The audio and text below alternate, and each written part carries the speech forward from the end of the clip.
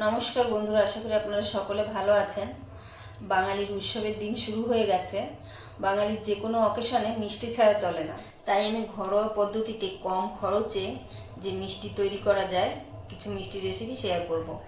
আগের দিন জিলিপি শেয়ার করেছিলাম, আজকে রেসিপি বোঁদে। এখানে আমি 1 কাপ বেসন নিয়েছি। বেসনটাকে প্রথমে একটু চেলে নিতে হবে। এরকম ছাঁকনির ভেতরে করে নিয়ে আমি চেলে নিচ্ছি।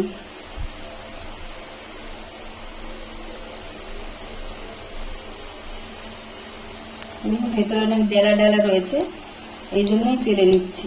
হাত দিয়ে ভেঙে দিতে হবে।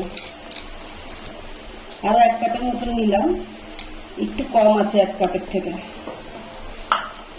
মোট 2 কাপ বেসন নিলাম। বেসনটাকে চেলে নিচ্ছি। এখন বেসনের মধ্যে অল্প অল্প করে জল দিয়ে এটাকে মেখে নিতে হবে। একবারে বেশি জল দেবো না, অল্প অল্প করে দিয়ে এটাকে মেখে নেবো।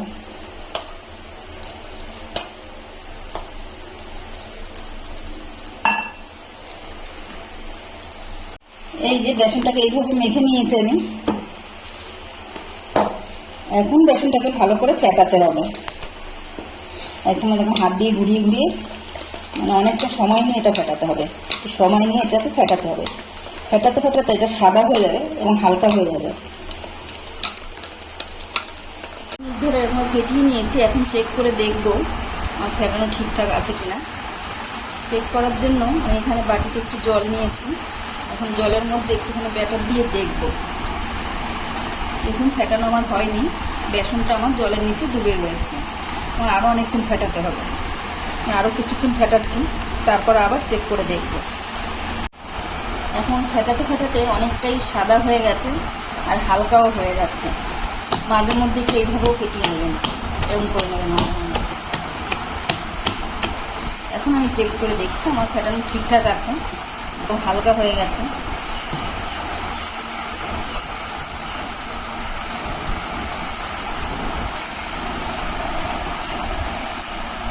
দেখুন, এখন জলের উপর ভেসে উঠলো, তার মানে এটা আমার ঠিকঠাক আছে।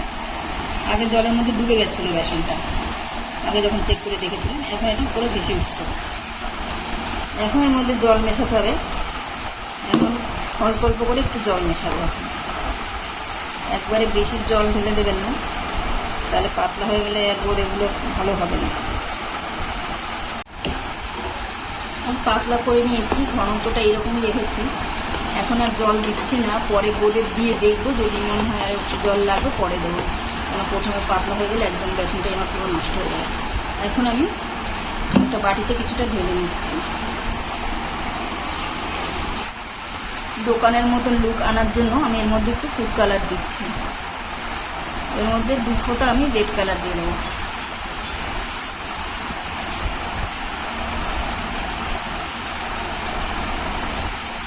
এটা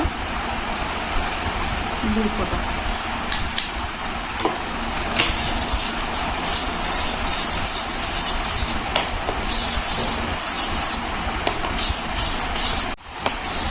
এটা রেড কালার দিয়ে দিয়েছি, রেড হয়ে গেছে।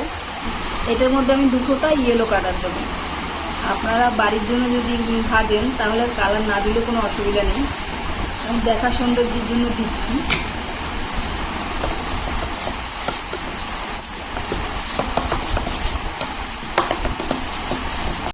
বোঁদে ভাজার জন্য এরকম ছান্তা ছিল ঘরে, এটা নিয়েছি।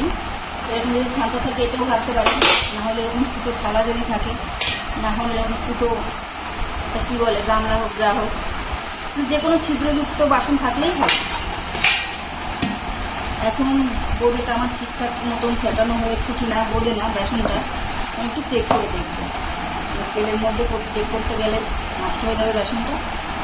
এর মধ্যে আমি দিয়ে দেখছি ফুটো দিয়ে পড়ছে কি না। দেখুন, নিচ দিয়ে পড়ছে, আর 2 ফোঁটা করে পড়ছে। হালকা একটু আমি জল দিয়ে দিচ্ছি। 1 চামচের মতন জল আমি দিয়ে দেবো। পড়ছে কিন্তু আস্তে আস্তে পড়ছে। দিলাম কড়াইতে তেল গরম বসিয়েছি, তেলটা আমার গরম হয়ে গেছে।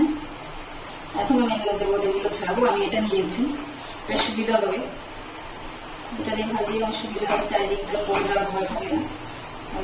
হালকাটা তো ছোট, মধ্যে দিলে পড়ে যেতে পারে।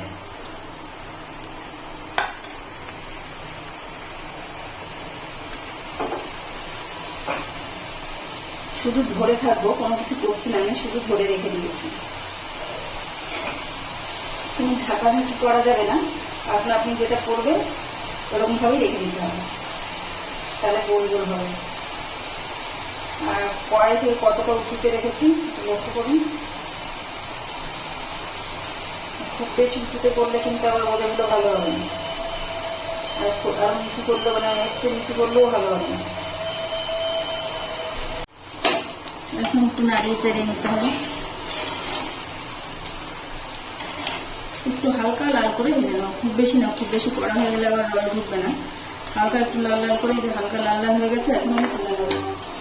এই দেখুন একটারও লেজ বেরায়নি, গোল গোল হয়েছে, প্রত্যেকটা বোধে গোল গোল সুন্দর হয়েছে। এখন আমি একটা প্লেটে টিস্যু পেপার দিয়ে দিয়েছি, এর ভিতরে দিয়ে দিচ্ছি।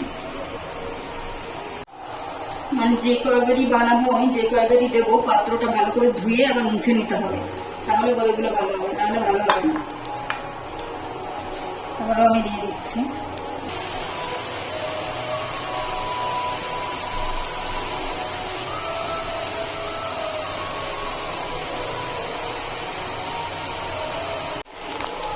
দ্বিতীয় ব্যাচও আমার হয়ে গেছে, এখানে তুলে নিচ্ছি।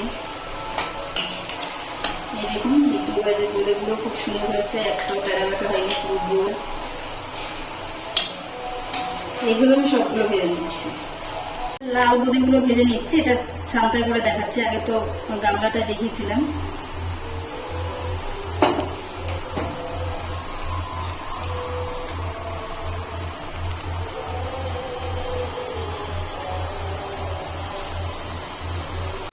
দেখুন ছালটা যেগুলো করেছি ওগুলো সুন্দর হয়েছে, এগুলো গোল গোল হয়েছে।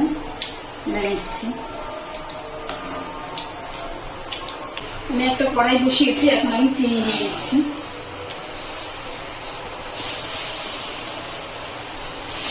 দুই কাপের একটু বেশি দিলাম, 2 কাপ আমি বেসন দিয়েছিলাম, চিনি 2 কাপের একটু বেশি দিয়েছি। আপনারা এখানে 3 কাপও চিনি দিতে পারেন, কারণ যতটা বেসন দিতে হবে তার ডবল চিনি দেয় দোকানে, আমরা ঘরে খাবো সেজন্য অত বেশি চিনি দিলাম না।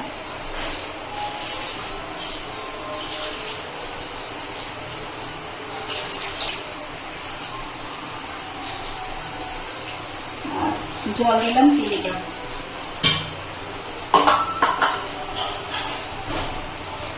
তিনটে এলাচ ফাটিয়ে দিলাম। এখন চিনিটাকে আমি ফুটতে দেবো, মানে বলতে দেবো। চিনিটা আমার গলে গেছে, গলে যাওয়ার পর আমি 2-3 মিনিট জাল করে নিয়েছি। এখন একটু তেল তেলে ভাব এসছে, কোনো তারটার কিছু নেই, একটু তেল তেলে ভাব আসবে।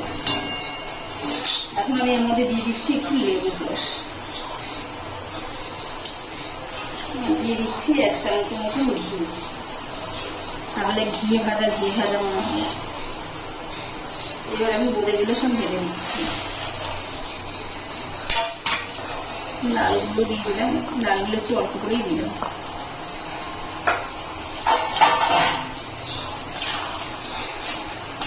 এখন আমি একবার টকবক করে একটু ফুটিয়ে নেব। ফুটে গেছে, একবার টকবক করে একবার ফুটিয়ে নিয়েছি। এখন গ্যাসটাকে আমি অফ করে দেবো, অফ করে দিয়ে ঢেকে রেখে দেবো 1 ঘন্টা কিংবা 1 ঘন্টা। 1 ঘন্টা আমি রেখেছিলাম ঢেকে। দেখুন একদম কতটা রস ছিল, আমার প্রথমে পুরো রসটাই অ্যাবজর্ব করে নিয়েছি, আর কতটা মানে ডবল হয়ে গেছে ফুলে। বোঁদেগুলোর মধ্যে পুরো রসে ভর্তি। এবং কতটা ঝুরঝুরি হয়েছে আর রসালো হয়েছে। রেসিপিটি যদি ভালো লাগে তাহলে একটা লাইক, কমেন্ট ও সাবস্ক্রাইব করে পাশে থাকার অনুরোধ রইল। আর যারা ফেসবুক থেকে দেখছেন তারা অ্যাকাউন্টটিকে ফলো করবেন।